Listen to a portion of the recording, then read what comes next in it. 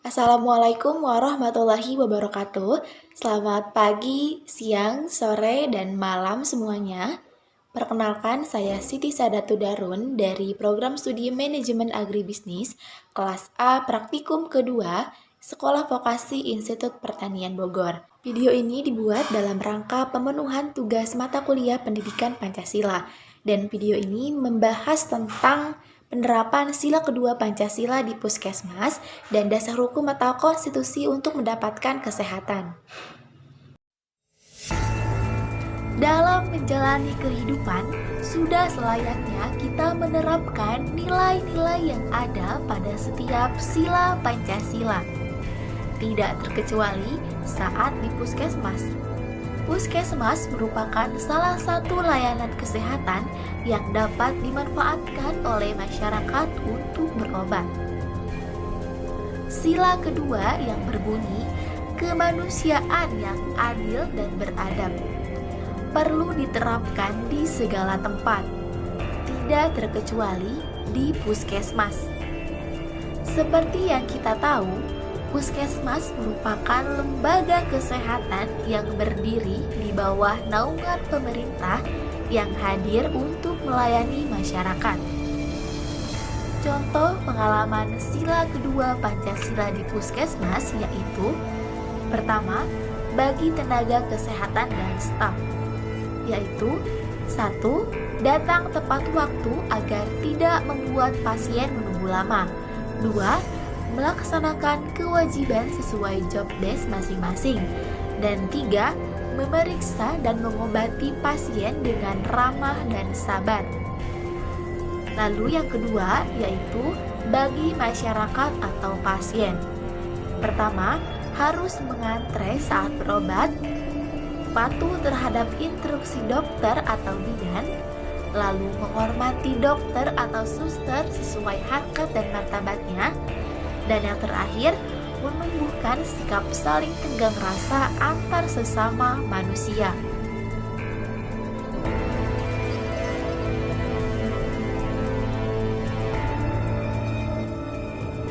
Secara konstitusional, hak atas kesehatan merupakan hak asasi manusia yang menjadi kewajiban pemerintah untuk memenuhinya.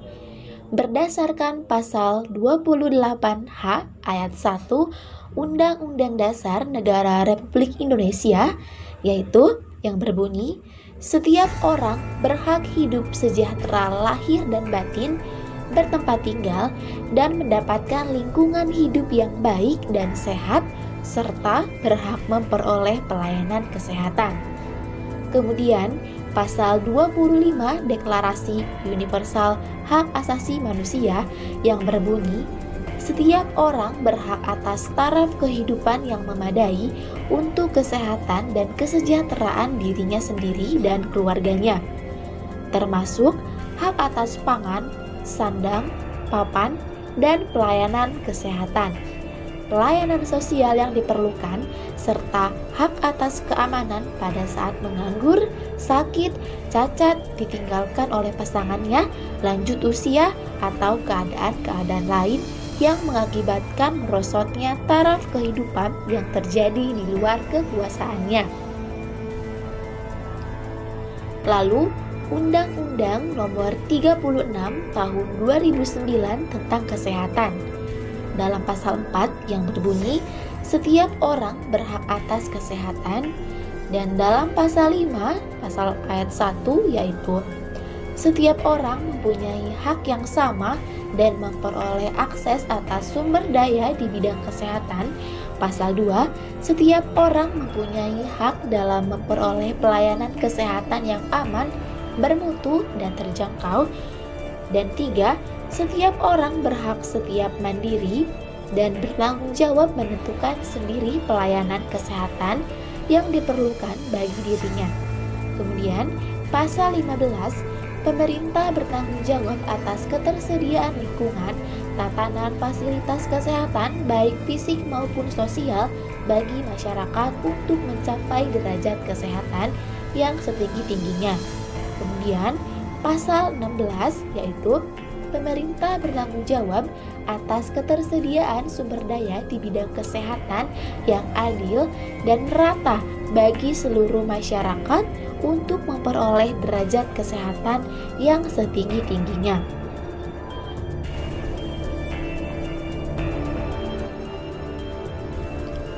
Seluruh ketentuan yang sudah saya sebutkan menegaskan bahwa kesehatan adalah hak warga negara.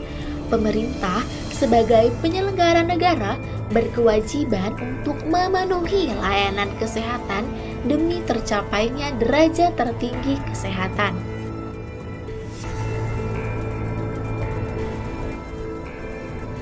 Layanan kesehatan harus memenuhi 4 indikator, yaitu 1. Aspek ketersediaan. Pada konteks ini, obat, vitamin, dan pelayanan lainnya harus tersedia dalam kuantitas yang cukup. 2.